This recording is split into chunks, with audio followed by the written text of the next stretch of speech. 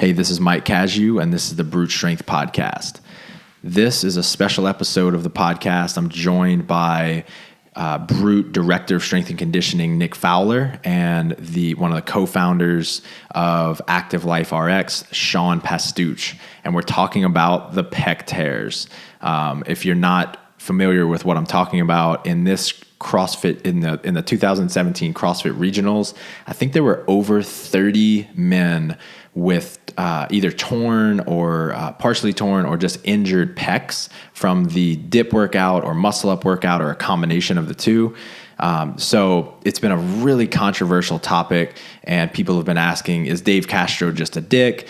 Is it terrible programming? What is causing these things to happen? So in this episode, we talk about some of the possible reasons and how to prepare yourself and your athletes to prevent injury in the future. Hope you enjoy the show. We are live. All right, guys.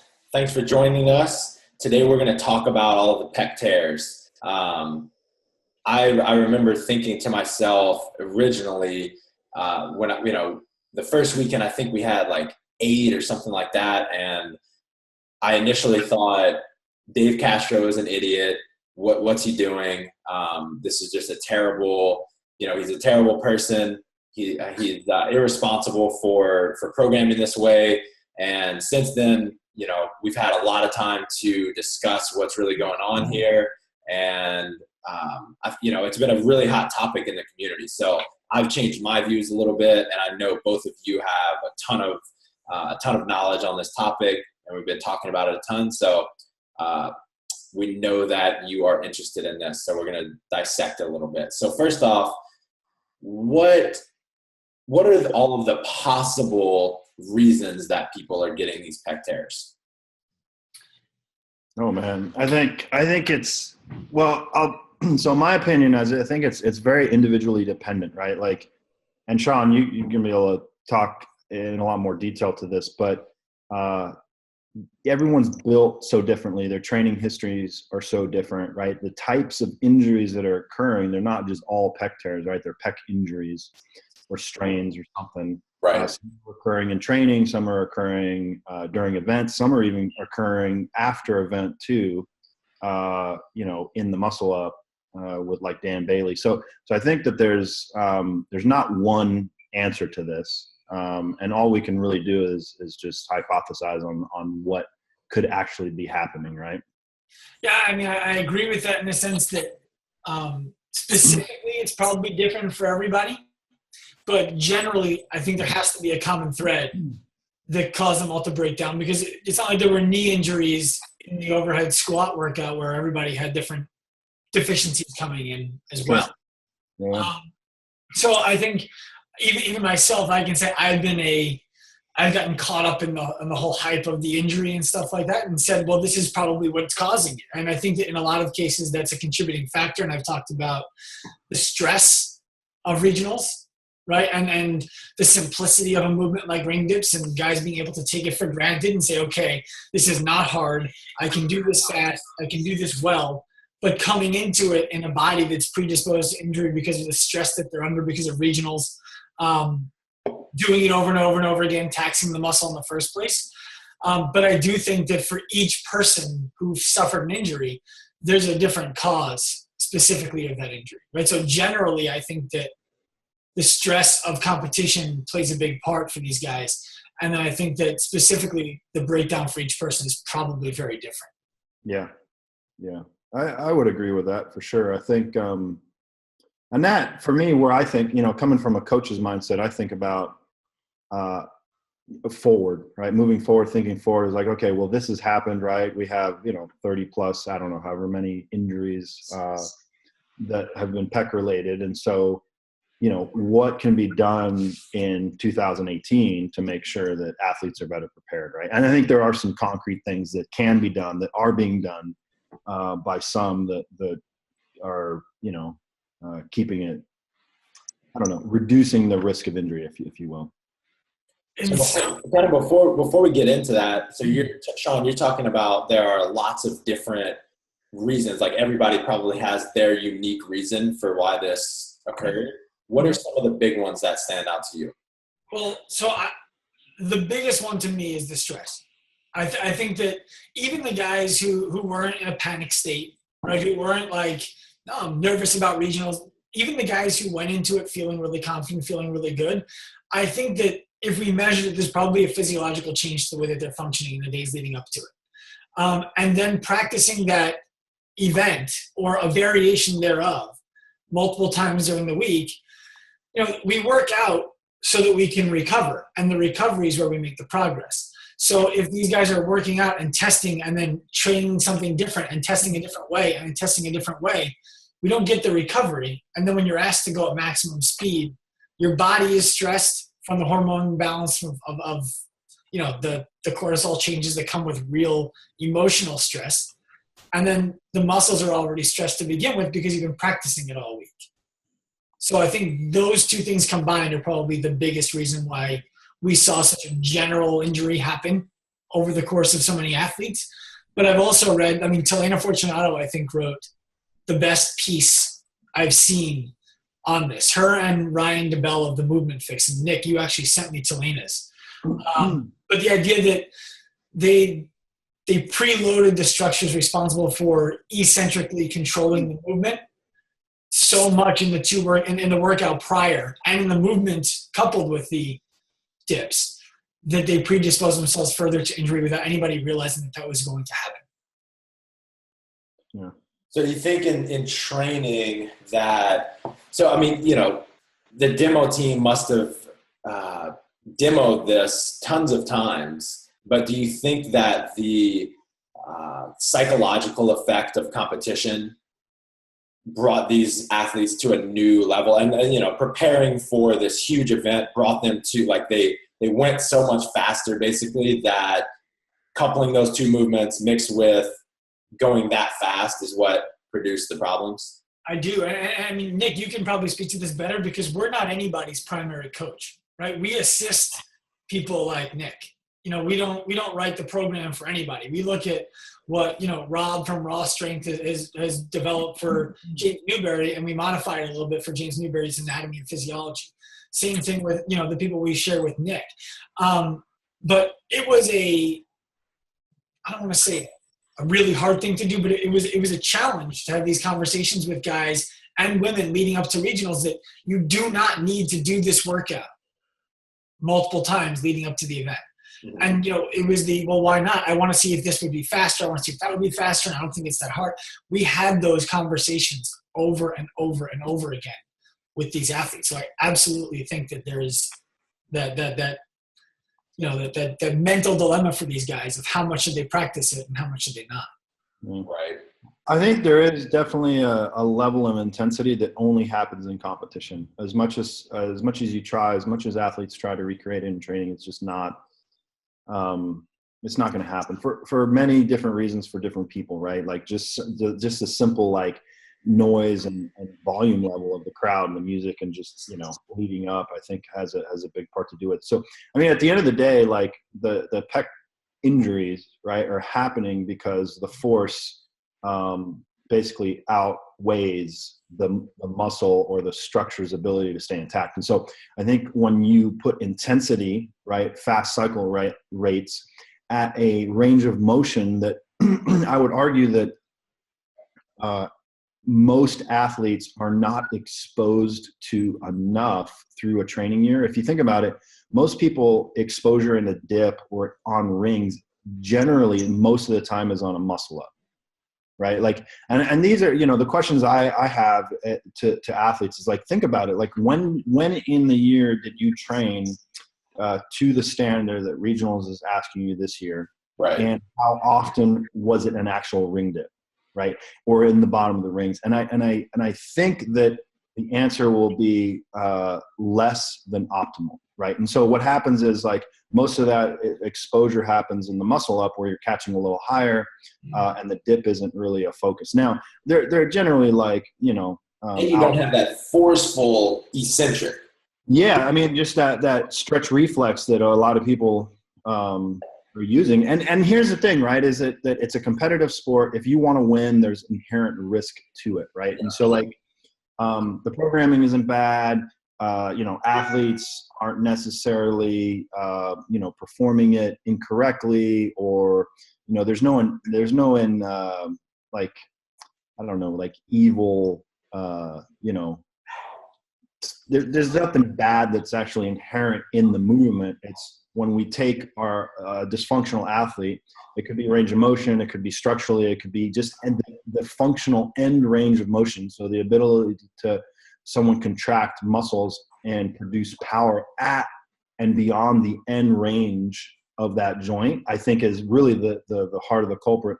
That coupled with like a structural imbalance, like the posterior capsule of the shoulder, like rear delt, lat, like when you have either weakened or imbalanced stuff and you're relying more on a pec in an end range motion where your end range is weak, either lack of exposure or just there could be a couple different reasons. But I think that in my mind is probably one of the biggest factors, right? And so just as an athlete, ask yourself, like, when did you can I jump in, help you get specific?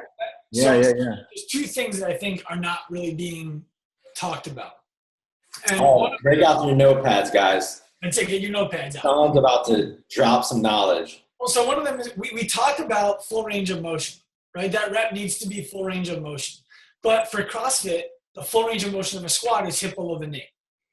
Is that full range of motion for you, Mike? Is that full range of motion for you, Nick? It's not full range of motion for me, right? So for some people, maybe that does tax their end range, and for other people that doesn't, right? Introducing this range of motion for the dip is something that for a lot of people, they're not training, because to them, getting to the bottom of a dip is if the ring touches my chest or my shoulder, I press out, I'm done. I don't think getting to the finish at the top was the problem as much as getting to the bottom and changing direction in a place that they've never been before, right? So it's like, okay, we get, Charles Poliquin said, strength is gained in the range it's trained. And touching on what you were saying before, Nick, is these guys maybe knew their end range of motion, maybe didn't. But one of the things that Nick Sorrell, who's the gymnastics coach for us at Brute, right, that he indoctrinates and drills from the beginning is spend time in your end ranges, right? Get your body used to being in uncomfortable places and slowly begin to produce force from those places. And I mean, he nailed me with it. I don't know if you remember the first Brute retreat. We get there and we're doing handstand push-ups as a group. And he's like, Sean, how many handstands could you do in 90 seconds? And I said, I don't know, maybe 30. He's like, that's great. He's like, you should not be doing any. He said that in front of 40 people. I'm like, what do you mean, man? What the fuck is that all about? And he's like, well, can you do a handstand? I said, no. He's like, can you do a tripod? I said, I don't think so. Can you do a headstand? I said, I don't think so. He's like, then you've learned a trick. Right? You haven't learned a skill that you've been able to turn into proficiency. You've learned a trick. Go back and learn the skills and then perform it proficiently. I think something like a ring dip especially is taken for granted so much by athletes at this level. They hop on the rings. Yep, I can do that. They don't drill the skill of that movement. They don't find the inadequacies in their range of motion. They don't find, when they start kipping, they're not hitting the same spot every time. Now they're gliding forward. They're gliding back. They're hitting a different location. And for how many times have they done it before? Twice? 100, 1,000? How many do they need to? How much time do they need to be there for? I think that's a huge problem people aren't taking into consideration. Yeah. And I always think about training, kind of to tie in with what you're saying, Sean, is making sure that as a coach, as athletes, that we're ensuring that the progression goes from isometric, right, static strength, positional work, into strict strength, obviously in all these full range of motion, right, into dynamic. And I think a lot of people do not get exposure, spend time. It's boring work, right? Like, isometric holes, they're just not fun. And so people are just going right to the dynamic, right? I think now, take the pull-up, right? The kipping pull-up. It's now pretty common knowledge that you should really have some strict pull-ups before you start doing kipping pull-ups, right? I hope you're right about that. Well, versus like 3, 4, 5 years ago, where it was like, oh, just do a kipping pull-up. You don't have a regular pull-up, don't worry about it, right? But like that's where your engine will outpace your structure, right? And so I think that if you haven't developed a foundation of isometric strength, stability into strict strength, right? Strict movement in full range of motion into dynamic strength, like you're asking for trouble, no matter what it is. Well, in part, I agree with that. In part, I think that at the level that we're at, I don't know that was the problem for the guys who were tearing, right? Like I would imagine that somebody like a Christian Harris, or who I know personally, could very, very slow and controlled come to the bottom of a dip and press out of it. I don't think he lacks the strict strength to perform that movement. And I don't know what his training program looks like, but I would imagine he lacks the time under tension in changing direction of the movement. Mm-hmm. You know, it's just the exposure to the bottom. It could also be I'm trying to look for like common threads in these people, but it could have something to do with a large, like a huge differential in the power some of these guys are able to produce with their musculature in that area versus their connective tissue strength. So let me translate this and correct me if I'm wrong, guys, but I think what you were getting at, Nick, is isometric. Well, you have two different types of strength. You have your muscular strength and your connective tissue strength. Muscle tissue is built very quickly, and most people don't take the time to build up their connective tissue, holding their muscles to their bones and everything together. And so that's why doing kipping pull-ups before you have that strength in place puts your connective tissue at such risk. So again, I don't know if that's what, you know, at a basic level, that's not what was the case for some of these guys, but maybe their muscles are just way more powerful than their connective tissue just because they don't have as balance of training or background or anatomy or whatever it may be. Maybe, but then I think you would have seen this. You know, we look at the history of this test specifically, right? 2012 CrossFit Games, right? The second to last workout, or the last workout, was Elizabeth, 21:15:9. They let them do power cleans, and ring dips, and to me that event in itself kind of negates all of the argument of pre-fatigue that's come out about this year, right? Because those guys have been working out now for 4 days, and it was just dropped on them. Boom, you're going to go ahead and you're going to do this workout as fast as possible. They were doing Elizabeth in times that people couldn't do fresh today, and nobody tore that we know of, right? It certainly wasn't an epidemic of 10%. Right. Then you go to 2 years later, because then people say, well, the standard wasn't there. 2 years later at regionals in 2014, they introduced the same movement with the same standard. Ring dips, hips below the hand, all the way at the top, shoulder has to touch a band. And we didn't have an epidemic of 10% tears. I know Adrian Conway had some issues with it. He talked about that in the brute shoot, but it certainly wasn't an epidemic where anybody was talking about it the way we are now. Now you fast forward 2 years later, or 3 years later, and we're here, right? And it's, well, maybe it was the weight vest, maybe they were tired. I think that it just comes down to the idea that the intensity with which they were able to do these was so much higher because nothing happened before it in the workout. Mm-hmm. Right? The 50s at regionals 2 years ago, they had rowing, box jumps, deadlifts. I think it was rowing, deadlifts, box jumps, then the dips. Yep. There might have even been something else. And then you go, wall balls. So they were shot already. Guys weren't going out and breaking off sets of 21, 15, 9. Yeah. But it was, let me see if I can bang out 10 of these and then come out. And they certainly weren't fast to the bottom twitching out. Great point. When you look at, and when you look at the games 3 years ago or 5 years ago, they didn't have 2 weeks.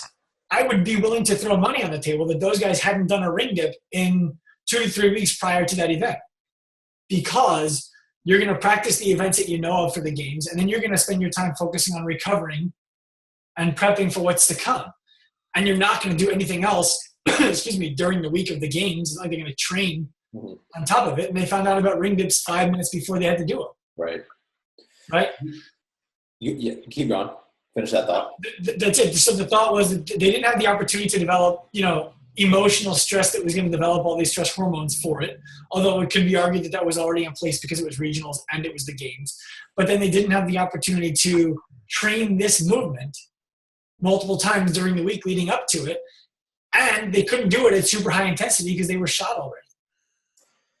Do you think there's a common thread? I'm sure there are lots of different reasons like you're talking about, but is there a common thread with some of these guys? I don't know. I don't know the guys. My assumption would be if we could do some kind of, blood work prior and find all the stuff out after the fact, that we would find that a lot of these guys were in a hormonally stressed place getting into regionals. And I could be wrong, but I think that there's a huge underappreciation of the way hormones are playing a role in athletes' performance. It seems like there were a good bit of bigger guys. Yeah, but then there were smaller guys too. Yeah. I agree, but Yeah. Not every big guy tour.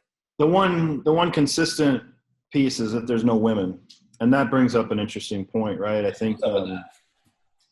Well, I mean, it's all kind of speculation. I think that one of the pieces that plays an important route is that men are stronger, and so they can get away with a lot more imbalances relative to the power that they can produce. And so, and this isn't the end all. It's just one of, I think, the pieces. But it's if you look at women in general.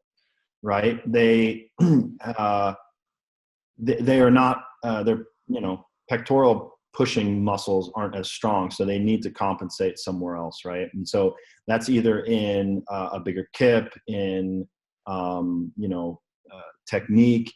A lot of times it's just with, more engaged tricep, like posture, shoulder strength, things like that. Now again, there's outliers, right? You can always pick somebody out that's not the case. But I want to let you finish, but I just want to make sure that people who are going to watch us have the opportunity to understand the triceps job, right? Because, they're going to use the tricep more to lock out. But I don't think people are getting hurt at the top. I think they're getting hurt at the bottom. And now the tricep is mute. Yeah, but think about this, Sean, or at least this is the way I think about it, right? As I think that if the tricep is helping sooner, then that delays the fatigue of potentially the pec, right? And just in a position, right? So the sooner you get out of that kind of the anteriorly dominant pushing, the more you're going to potentially hold off fatigue in that muscle, right? Now, again, it's not definitive. I'm just saying that, like, yeah, sure, you only start engaging really above parallel in the tricep, but if the sooner you do that, right, the sooner you share the load. And if you're sharing the load, you have a potential to stave off fatigue. And I think the bigger thing is that because they don't have that power, they're not creating as much force, right? And I think that's a big thing, is that the strong, powerful males, one thing that you've seen, I don't know everybody, but everybody that I know, I would characterize, everybody's going to regionals, are kind of strong, powerful males, but the ability to produce a huge amount of force in the bottom of the position is, Well, so I think that you made good points with everything you just said. I just want to come back to them a little bit, right? And I don't mean to be argumentative with you. This is where I want to insert into the podcast like a little battle sound. Like this is where that comes out. Here's my thing with the tricep, right? I don't buy the argument that the women have more engaged triceps than men because the pec can't handle the load. I buy that women's times are slower because their strength breaks down. And when we go into that, right, it's the idea of, okay, so when the men start to fatigue their pec, if the tricep engagement is higher in the women because they can't use their pec as well, wouldn't then the automatic biomechanical fall be to, okay, well, let's use the pec more then for the men, the tricep more for the men as well, right? Once they can't utilize the strength from the pec anymore, and we're saying, okay, they're now, let's just say, equivalent to the way that a woman with their pec development can press from the beginning. wouldn't they then revert to the same biomechanics as the woman? No, because look at a squat pattern, right? Someone who's like a squat pattern, someone who's quad dominant. It's not like once their quads start fatiguing, they start squatting correctly, right? Meaning, using glutes and hamstrings, externally rotating, right? So like, I don't think that you can, I don't believe it works that way. And this is the thing is I'm not saying that any, in my mind, I have a list of like 10 contributing factors, right? And so where I'm coming from is from a coach's standpoint saying, okay, if there's 10 contributing factors in my mind, then I want to ensure that the athletes I coach, right, the programs I create, the way I prepare somebody for competition starts to look at those 10 things and starts to mitigate them, right? And so I think like if you wanted to quantify like, okay, maybe like 10%, 5% has to do with this idea of like posterior structure, balance, imbalance with females versus males. But it's just one very, very small piece, right? It's not like, oh, that's what did it. Well, so to answer the squat thing, I actually disagree with you a little bit in that I'm a guy who much prefers to hinge, right? I'll deadlift 400 pounds and be okay with it. I'm not squatting 300 pounds right now. I couldn't do it today. I'm somewhat embarrassed to say that on live streaming, but I haven't focused on my squat much. So if you ask me to squat 135, with beautiful squat technique, I'll do it. But if you put 245 on the bar, my chest is diving down and I'm deadlifting that barbell with it on my back. It's going to look like a good morning. So I think we do default to where we're strong when the opportunity is given to us. But I think that you also touched on a really good point, which is to talk about the way that people are training in general. I think that a lot of people think that our company, right, that Active Life helps people prevent injury, when in reality, that's a huge misconception. We detect subacute injury and take care of it before it becomes a problem for people. So we can say, you can't do this well, right? You can't load this position well. You're not hurt right now in a sense that you can't perform, but if you continue to do it this way, that problem that you already have, and it is a problem, will manifest in such a way that you will have to recognize it and deal with it. Let's handle it now and make sure it's not a problem in the future. I think that a lot of these guys who got hurt, if I had to guess, were dealing with some kind of dysfunction that might have been they just can't do this, right? It doesn't have to be something specific to a dip. But if their shoulder wasn't functioning properly, then they find themselves in a situation where they're going to use it in a way that is best compensated for their dysfunction. Yeah. And that could lead to a problem. And that's I guess exactly the point I'm trying to make. And I think if you add that with the event prior and you're fatiguing already imbalanced structures, like handstand push-ups, right? Like you're fatiguing the triceps, right? You're the posterior kind of portion of that shoulder is being used. I mean, it depends on who you are and everything, but stay with me, right? Then going into a workout that requires all that, and you fatigue what has already been a weakened imbalance, then you're going to rely on what you're stronger even more, right? So I think it sounds like we're saying the same thing. Oh, we are, and yeah, we are 100%. And that's the idea of doing things that don't seem like you're going to translate because they're good for a healthy body. Yeah. And having a healthy body perform well when you ask it to. See, I'll cut you off. We got to move on. We're moving on from this one. Okay, let's talk about what can people do in their training to prevent injuries. What can coaches do to prevent injuries in their athletes' training going forward?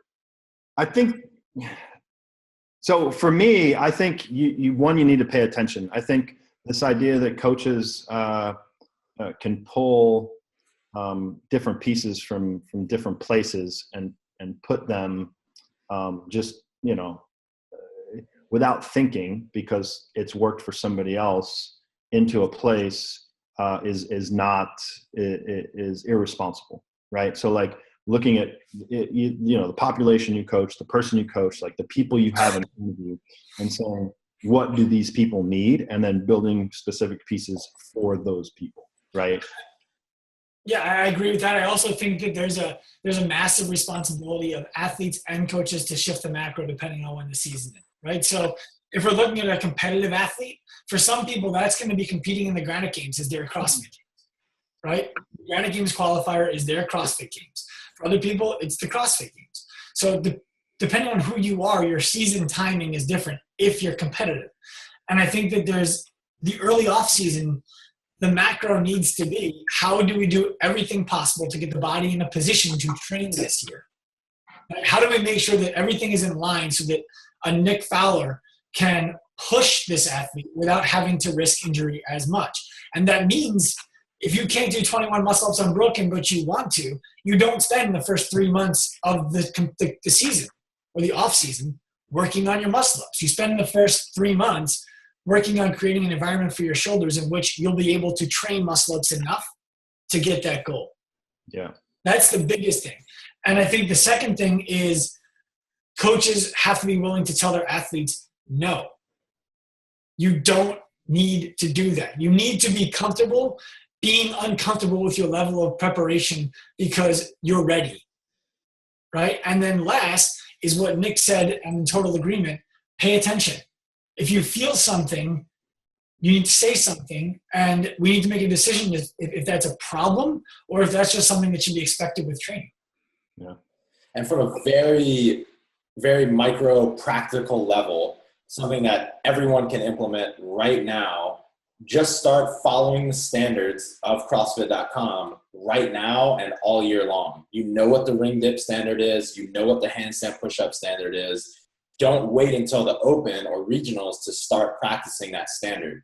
And I know personally how, I know the temptation of wanting to not follow those standards to do a little bit better in your workouts if you're doing a class or going against people in your gym. It's very tempting not to use that full range of motion, but if you can just practice the discipline of following those standards right now, you're going to set yourself up for so much more success down the road. Not only from injury prevention standpoint, but if you're getting the full range of motion, you're going to be building. You're going to have better structural balance in the long run. Well, and the other thing too is because 99% of people listening to this are not going to go to regionals. That's just a fact. Right. So spend more time under tension. Right? Work through 3 to 4 second eccentrics in all of your lifts where it's safe to do it, right? You don't want to bring a clean down or a snatch down for 3 to 4 seconds, but work on a slow eccentric squat from once every week or two, right? Work on bringing your press down slow. Work unilaterally. There's nothing wrong with not going fast all the time. In fact, it's beneficial for your tendons and for your muscles. So I think that's something that people are not doing anywhere near enough. It's like tempo is a 5-letter word, not a 4-letter word. People need to use it. Yeah. I think that what I'm hearing also is just that the thread through all this is just be patient, right? Like there's a time to slow down, right? There's a time to move correctly. And I think prioritizing and valuing the quality of movement is one of the best things you can do, right? Like, sure, it's great that you put up 300 pounds or you do something in 2 minutes, right? But I think as a culture, if we can somehow, look at somebody and be like, man, that person moves so well, and really admire that as much as we do, a 500-pound squat, 500-pound deadlift, like, things like that. I think that overall, you're looking at a much, much better 5-year future. Mm-hmm. 5-year future, 10-year future, but also, man, if someone starts spending the time today getting ready for the open next year, focusing on what you guys are both talking about, on time and attention and movement quality, they're going to have a better one year plan as well. Because there's a lot of time. What's that? George Sanchez do that? Exactly, man. For those of you who don't know, we had a guy qualify for the games for the first time yesterday named George Sanchez, and he's been a poster child for Brute, and he's followed the gymnastics program to a T. Came in, really with nothing impressive in terms of gymnastics whatsoever. Not, pretty low quality movement, if you will. And he followed it to a T, and he won the dip workout. He has beautiful movement. He's healthy, and he qualified for the games for the first time this year in the most competitive year of all time. So it really just speaks volumes to the power of taking your time, laying a solid foundation, and allowing yourself to reach your full potential, if you will. Well, and the thing for people to learn from him is when we were at the retreat back in September, we did a few workouts that were, judged by another athlete, right? He didn't win the group. I don't think he put up the best score of everybody who was there. Nobody else there besides Mary Beth and Jeff Prejean, who went Masters, nobody else who was there made the games. Mm-hmm. But he respected the process. He wasn't trying to win the CrossFit Regional in September. Right. Training is to get better, right? It's competing where you're going to start measuring yourself. And I think that's where people want to win their training. You can't do that. The way you're going to win your training is by waking up the next morning and be a better version of yourself. Mm-hmm. Love it. All right, guys, we're going to cut it there. Thank you so much. Hope everyone enjoyed this. Be safe out there. Take care of yourself. See you guys.